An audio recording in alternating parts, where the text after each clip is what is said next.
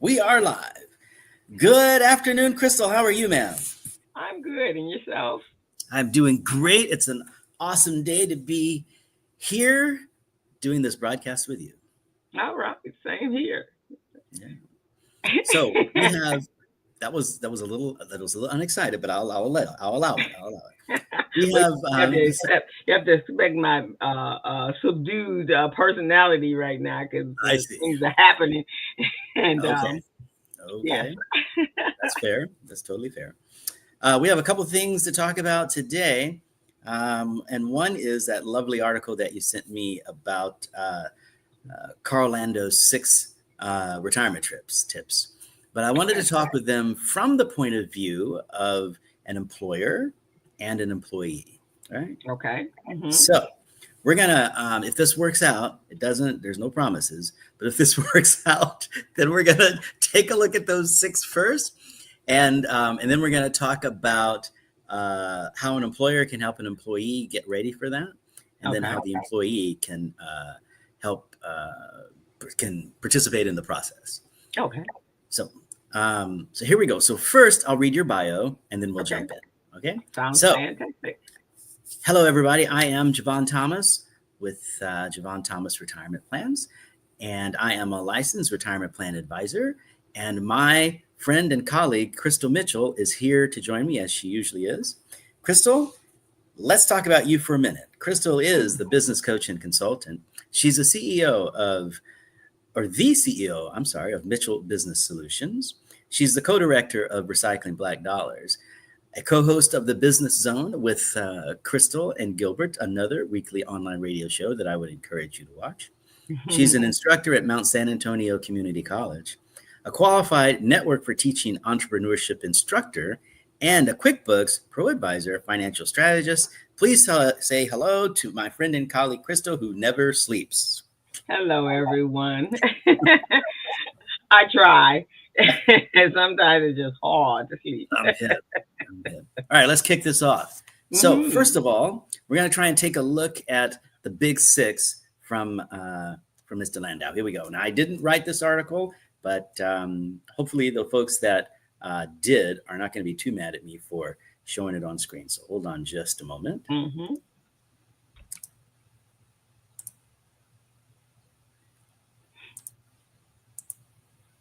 Okay. Can you see that, Crystal? I can. Okay, hopefully everybody can. Okay, Carl's got a big 6. Number 1. Oh, wait a minute. I see the email. I don't see the other part of it. Oh, you don't see the big 6. Okay. Yeah, you need to open up the link. Let's see here. Let's go back to this.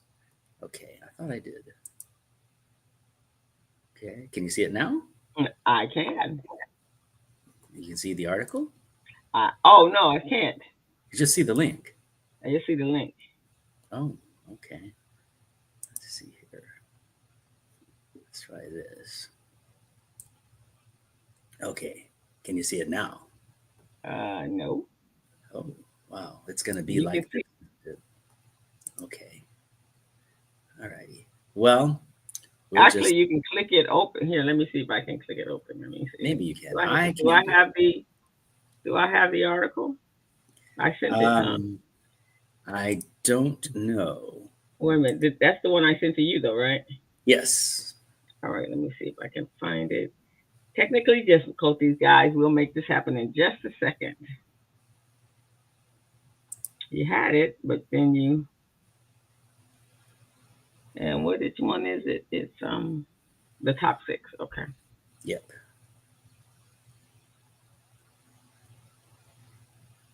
All right, but you had okay.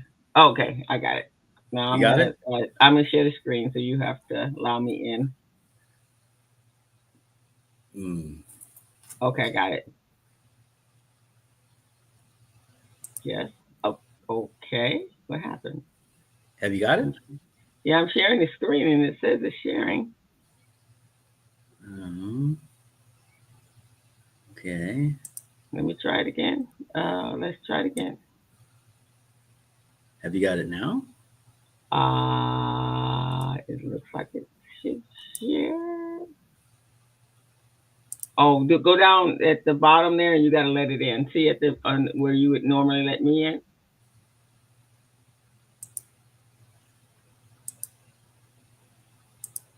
I think Mm. you. I think you have to do something to let me in. Oh, nope. No, that's not happening. Oh, how about There you that? go. There you go. How about that? I could have done that. Okay. If that's all I needed to do, I could have done that. Okay. All right, here So, we go. yeah. All right. So, well, you'll have to be the little control person if you don't I mind. will, no problem. The big control person. Okay. So, let's look at number one. Consider retiring earlier than you thought, which is the part of the forefront of our article of what we're going to talk about today. So that's important. It's kind of tough for some folks nowadays because, like me, we kind of figure we're going to work until we drop. And I have a funny story about that that I can share with you. I was doing some meetings with some folks over at a university, and my meetings would last about a half hour or so. And I would talk to people about how to structure their retirement plan so they could get the most benefit. Mm-hmm. Well, this one lady met with me, and she says, "I don't know why I'm here. I don't want to be here." And I says, "Well, this is voluntary. You can leave." She says, "My boss told me I had to come." And I says, "Well, that's fine, but you can go if you want." And she said, "Great." And I said, "But by the way, why are you so down on your 403b plan?" And she said, "My mother had a 403b plan, and she had about $900,000 in there, and she got sick, and it wiped out about $300,000 to $400,000 of her money." She says, "Now my mother's fine; she's gonna live in a great life, and she's got plenty of money left. However, there is no way that I'm ever gonna save up that kind of cash." I said, "Oh, well, what are you doing about that?" She said, "I'm drinking, I'm partying, I'm doing everything I can do to die on the job." And I think there's a lot of people who feel that way. And things are getting more and more expensive, and it is reality for so many of us, right? It is.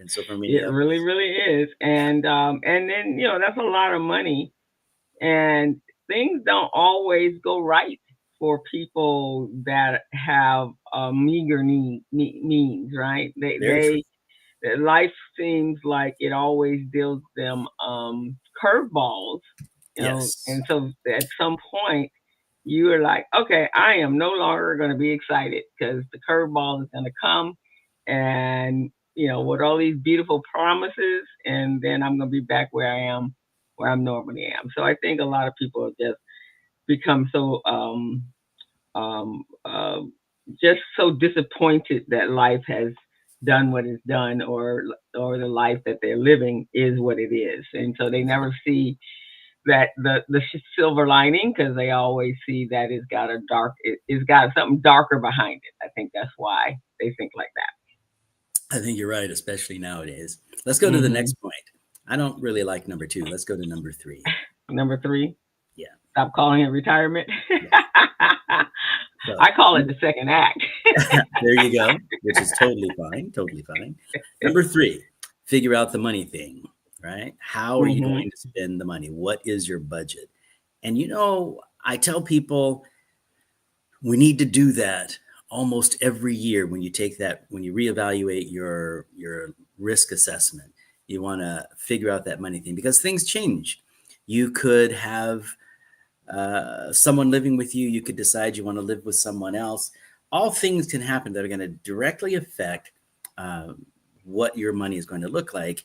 And I got to tell you, most of the times when I do illustrations for folks, it's when they don't have a house payment. So that can change as well. Either you get a house payment or you don't get a house payment. You get some type of long-term care thing. So figure out the money thing and do that early and keep reevaluating that, I'm going to say. Okay. Number four, think about your future. That's why we're here. And number five, don't jump off a cliff, let's not wait till the last minute, right? Let's Hmm. not do that. And then number six, I really, really like, because that kind of ties into number one, which is another reason why we're here. And that is, let's move into this thing gracefully. Let's find a way where we can slowly become what we call a retired or second act person, right? Let's not do Mm-hmm. that all of a Mm-hmm. sudden. Let's go into there slowly. And that's the big thing about what we want to talk about with regard to employee response and employer response. So let's go ahead and get rid of that and get into the points that we want to talk about specifically. Okay. Okay, so number one on my list is, and I think I sent this to you. Did you get it? Um, did I I get think that one? yeah, Outside of this one? yeah, the one that's the employer responses and participant responses. Okay, let me see if I got that one from Should have you. been underneath the invitation. Okay, let me see. So, of course, I was thinking about this before we started the broadcast while I was having lunch one day. Mm-hmm. As a retirement plan advisor, my boss, the person who I work for, is the employee, Mm-hmm. right? So Mm-hmm. my job is to uh, help that person create a good thing for their employees so that they um, are comfortable with their retirement goal. And that means that they're going to work very hard for that employer because they don't have the stress of not knowing what's going to happen with them regard to retirement. They have a vehicle to save to make sure they're going to be okay during retirement. Excuse But make no mistake, my me. job is to make sure that the employers is taken care of with regard to the retirement plan that services those employees. Often people say to me, well, Jevon, if you were really going to do this right, you would call up those employees, you would put them through the paces of a risk type questionnaire, you would look at their individual situations, and you would give them specific advice according to themselves, and you would come up with ways for them to increase their monies through investing in the retirement plan. And I say to that, most people who get that kind of advice have to have about $250,000 of assets. That's not a benefit, and it costs a lot. That's not a benefit that an employer wants to pay. So when you get right down to it, my job is to provide solid guidance to participants so that they can reach their retirement goal. And the first thing that we're going to talk about with regard to that is engage in early financial planning from the participant response. Meet Okay. with someone like myself and let's put a plan together while you're still at the employer, while you got me for cheaper than you have to do afterwards, right? So talk to me. That's what we're going to do. From the employer's point of view, how do you Mm-hmm. plan this? How do you make sure that your employees are going to be happy? The first thing on our list from the employer point of view, now mind you, from the employee point of view, we're going to start early. From the Right. employer point of view, we're going to take a look at phased in retirement options, right?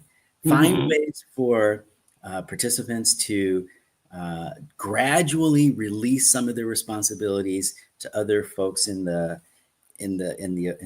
organization, and gradually do some type of job sharing, some type of uh, situation where the employees can start moving into retirement, and some other employees that are younger and maybe not as close can start taking over those job responsibilities. And let's make it sort of a thing where you can say to your employees, look, you work here for 30 years, eventually we'll slowly phase you out, and we're going to slowly bring some people in, and we're going to have some continuity. That is going to help that employer make sure that he or she doesn't lose all of that knowledge. She can say, hey, even though I'm losing some of my top people, Mm-hmm. I know that they're training the folks behind them so that we have a smooth transition. So from the employer point of view, we want that smooth transition. Let's find ways to do that. And from the employee position, we're going to say, get in. Now, talk to folks early. And I always say, 5 years before you're going to retire, hire that financial advisor so they can help you transition into retirement, right? Let's not Mm-hmm. have a situation like we had in 2008 where people were caught flat-footed when the market tanked, 2009 was a Mhm. really tough year for a lot of people. Okay, so Mhm. number two, of course, we got to back up number one. Number two, explore those flexible work arrangements, right? Don't leave your employer hanging out there to try to do this all by themselves. There's some ad hoc things you can do to put that into their mind. So consider, are you going to become a consultant? Are you going to do some other part-time kind of things? Are you going to do a job share kind of thing? What is it that's going to work really good for you as an employer to stay there to keep some of those benefits, right? Because we definitely want to do that. Mhm. You representing that employer and gradually phasing yourself out. Don't be afraid to say, this is what's going to work best for me. Most employers that I know, they like solutions rather than problems. So come up with Mhm. a solution that they can implement. Okay? And then, from the employer point of view, don't be afraid to say to that financial planner or that retirement plan advisor, hey, we need to make sure that for my staff, we have some financial help here. So, how do we beef up the financial planning aspect of what you provide, Mr. Retirement Plan Advisor, so that Mhm. my employees can make that safe transition? Can I give them some options? Right? Can I give them some things that they can consider? One of the things that's brand new, it's not exactly brand new, but the Secure Act actually allows for plans to have what we call uh, in plan annuities, in plan Mm. uh, situations where you can actually buy into that annuity and you can keep it, you can transfer. They've gotten rid of some of the rules that made those not a very good choice for so many people, and they're trying to make it so that you can go from where you are now to still keeping a paycheck. And that's what a lot of Mm. people really are dependent upon, right? How do I keep this Right. paycheck going? Yeah, right, exactly. And it's that it's manageable when you know you have the money coming in once a week or once a month or whatever it's going to be by that time, because that's what you've been used to for your whole entire work life, right? That money comes in and it's adequate enough to take care of your financial responsibilities, so that you can live Exactly. comfortably. So Exactly. the earlier you start, um, hopefully identifying everything that you're going to need in that next act of yours, and that way you have no worries. Because I think the hardest thing is having worries when you have less options, possibly because of your health, definitely because of your age. And, if you work 60 some years, 35, 40, 50, 60 years, you're tired, right? And so usually people are excited about retiring because, now they're on their own time. They're not on somebody Right. else's time, and they look Yeah. forward to that. But not having enough money, and you find yourself having to go find another job, that's going to pay you significantly less than what your job is that you're retiring from, is a dismal space to be in. It most definitely can be. And I'm kind of glad that you said that because it sort of leads us right into number three for the employee. And that Mhm. means redefine retirement as an opportunity for reinvention. Right? So Mhm. often, as you know, people have a second act or a third act, even sometimes. Mhm. Mhm. Um, so instead of looking at retirement as the end, let's look at it as an opportunity to do something different. And let's get real. Most of us haven't saved enough so that we can just sit back uh, and do nothing. You take a look Right. at what Social Security may or may not pay and the amount that folks have saved with regard to pensions and savings. Most of us are going to be working someplace or doing something or starting a business or doing what have you. And I think that's great. There was a time when we used to say people are living longer, but they're not necessarily living better. It's like we were salespeople for long-term care or something like that. Right. Right. um, but now we're saying people are living longer, because they don't have the good sense to die at 67 when they retire at 65. They want to live longer than that, and they are, and they're living pretty good up until those 90s. So it's very possible that even though you retire at 60 or 65, you still may have a good 25, 30, 35 years Mhm. before before, your untimely demise. So let's not make those hard years, right? Let's redefine the opportunity that we have to reinvent ourselves and become something different. That's from the employee point of view. From the employer, I would say, let's talk about this. Let's talk about how you're going to transition from worker person to worky person. Worky? Mm. From worker to Work work to something to yeah. that less work person or that different kind of work person. What's going to Right, fit exactly. into your schedule? Be that emotionally, physically. Maybe some folks just can't do it, right? Um, or or even mentally, right? How's that going to happen? Yeah. What kind of skills do you need to make sure that you have so that this transition is going to be easier? So, just as a recap, I want to say from the employer point of view, when we take a look at those 6 things with regard to a great retirement, that article that you suggested. Um, Mm-hmm.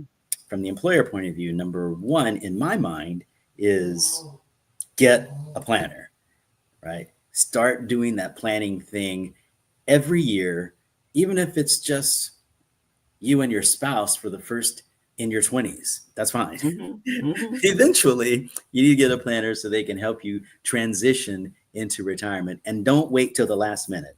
Don't do this. Right. I think the article said, don't do the cliff thing. Don't say, well, I'm going to retire and then we're going to do that. Or please, the expression that I hate, please, please, if nobody ever says this to me again, I'll be so happy. And that is, when I retire, I'll worry about my retirement plan. Please stop saying that.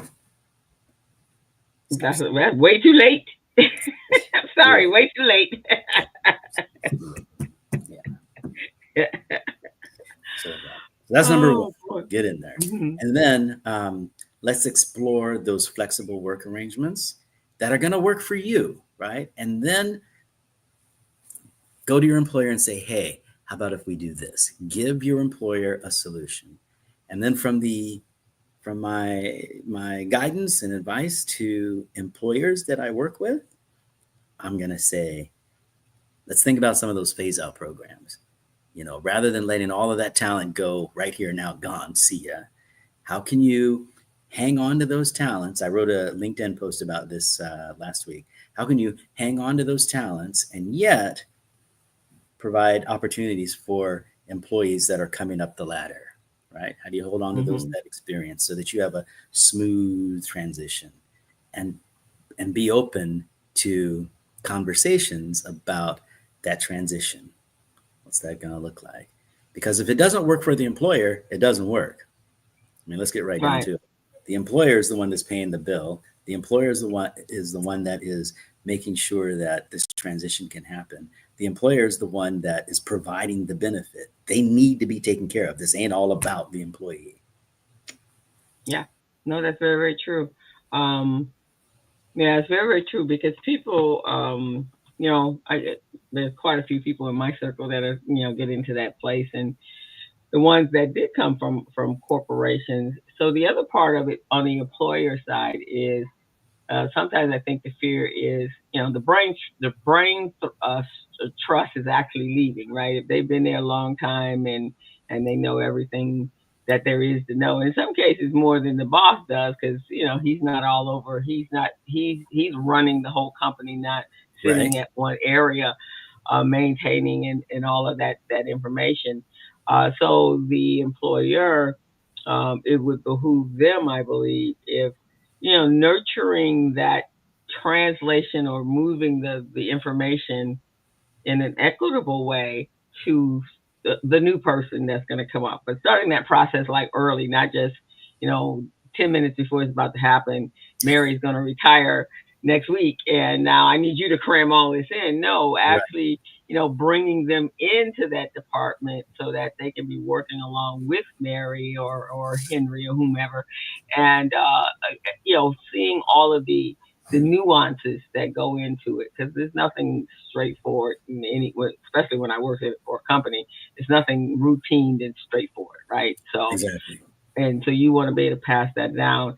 And the other thing I see that happens with the utility companies, especially here in California, is they hire their brain trusts as consultants, and then they use them, especially the ones that have excellent customer service. Then they use them to train the organizations that they are marketing to in order to bring in new business, right? Hmm. And so it has worked beautifully for them Yeah. uh, to bring that in, and they're on a consultant basis, and that's no, and then that's that person's second act, right? They're now becoming Right. consultants as opposed to Exactly. using their experiences, and for the employer. Okay, you get the same, you get actually more of a benefit because you're not paying payroll taxes, right? These people are in business for themselves, Bingo. and they can still continue to bring value to your company, and they still have a love for the company, There you or they go. may have a love for the company, but most of them, We'll certainly be advocates for the company, I yes, think. they definitely can be advocates. So that's a way to create a healthy environment, right? You're not Yes. moving somebody out. You're actually giving a younger person an opportunity to become that person, and then this person, hey, we still find you very valuable to our company. So but Hmm. this is how we want to use you in this second phase, and I think everyone is happy then. Yes. I'm not so sure I like the term use you, I but mean, not use you, but you still have value, you lots of still have value, some and we value. still want you to be involved. But Exactly. now, here's an opportunity for you to start your own consulting business, and you won't be just our customer. I mean, we won't be just your client.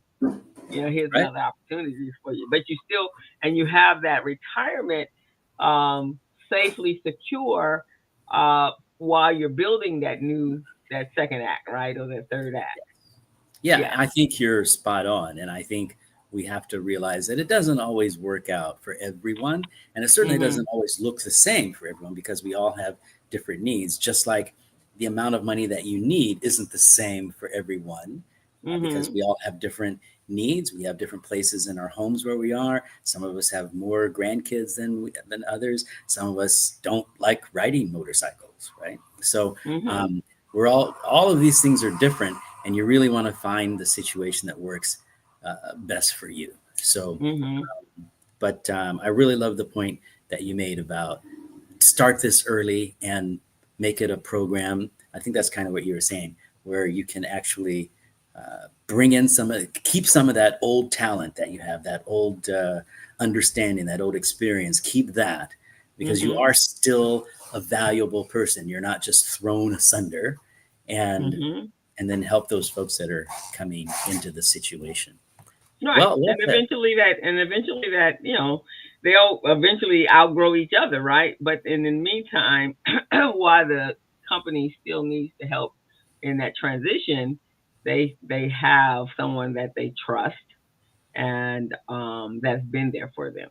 Hmm. Hmm. Hmm. So that, I think that's the key right there. And I know when I left, and I definitely was nowhere near 65, but when I left the company that I had been with for 15 years, that's kind of what happened to me. They became my customer because I they were sending people over to me to help them with the training, the initial training process to get the new employee on track. And I Right. had a whole lot of information on all aspects of the company because I made that my business to do that. Mhm. And Yeah. but it works on both sides. And then they're always favorable of that company, right? So that's why it really works for everyone. Right. Yeah. Well said. Well said. Hmm. Okay. The other thing that we have to talk about in this last little bit of our show is that what about those people who just can't do it? How does the employee approach a situation where they don't have the option to transition slowly into another phase of their lives, right? Or what about those employers who say, when you get right down to it, that skill set that you have, we just don't need it. We don't need Yeah. any part of it. In fact, we're kind of glad you're leaving because that's old news there. Yeah. So what do we do with those folks?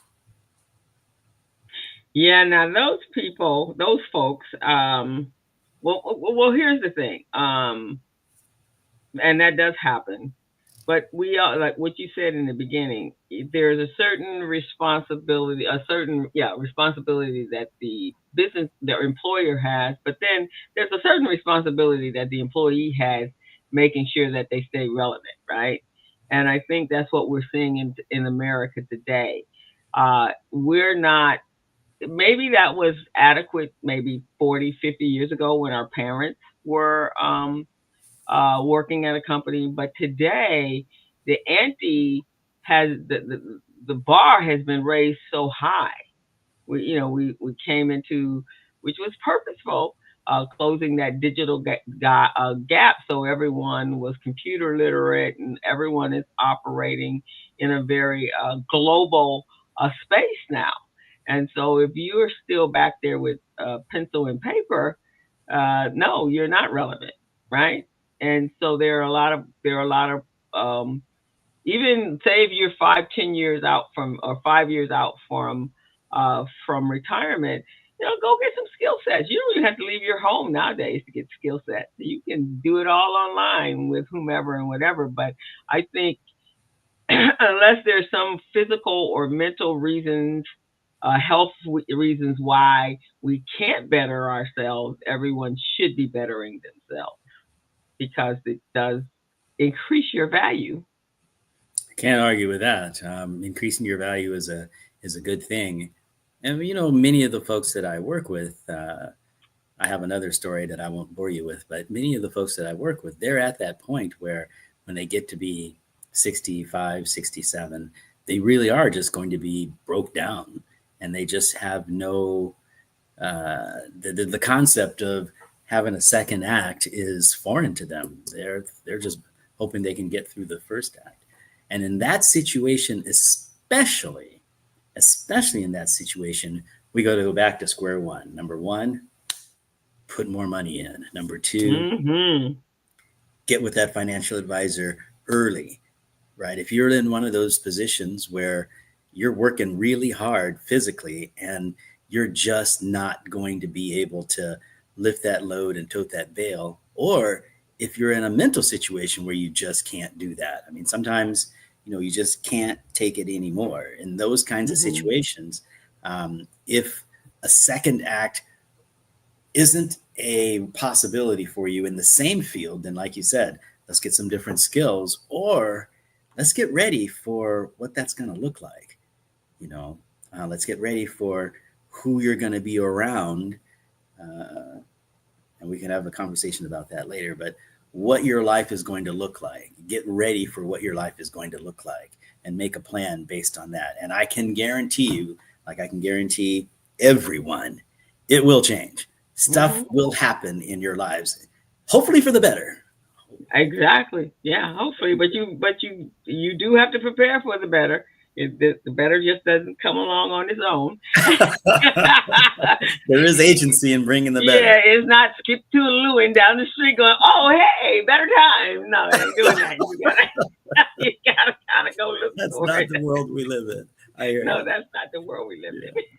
Well, we've come to the end of our broadcast. So I want to just say thank you. Thank you so much, Crystal, for bringing in that insight. I want to read your bio one more time. And then, Alrighty. if you'd like, I'll give you the last word, and, uh, and then we'll call it a day. How's that? All right, sounds good. So, hey, everybody, you've been listening to On the Patio with Crystal and Jevon. Crystal is, well, she's a business coach and consultant. She's the CEO of Mitchell Business Solutions. She's the co-director of Recycling Black Dollars. She's also the co-host of The Business Zone with Crystal and Mm-hmm. Gilbert. It's another weekly radio show. She's an instructor at Mount San Antonio Community College, a certified network for teaching entrepreneurship, and a QuickBooks Pro Advisor financial strategist. I'm Jevon Thomas of Jevon Thomas Retirement Plan Consultants. Crystal, give us your last thought.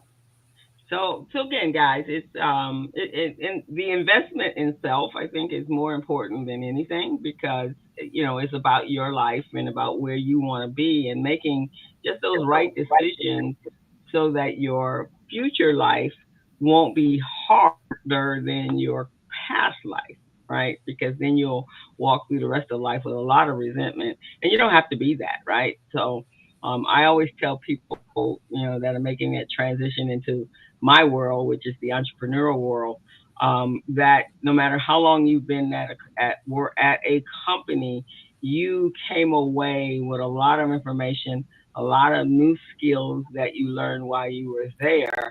And when it was time to leave, all you had to do was return the keys to the office and the car key to the parking lot. Everything else you got to keep. And so that's what you're using as your value when you leave for wherever the future holds for you. But it's about preparation, though. You have to be prepared for whatever happens, and we just don't live in that world where we can coast anymore. We have to be actively Oh, I like the two themes there. We don't live in a world where we can coast. That's just not the way things work. And you have value, even if you're a retired person. Thank you so much for that last word. Always, always awesome. Thank you, Crystal, for joining me on this broadcast. And for everyone else that's out there, we'll see you next week on the patio. involved. All right, bye. Bye, everyone.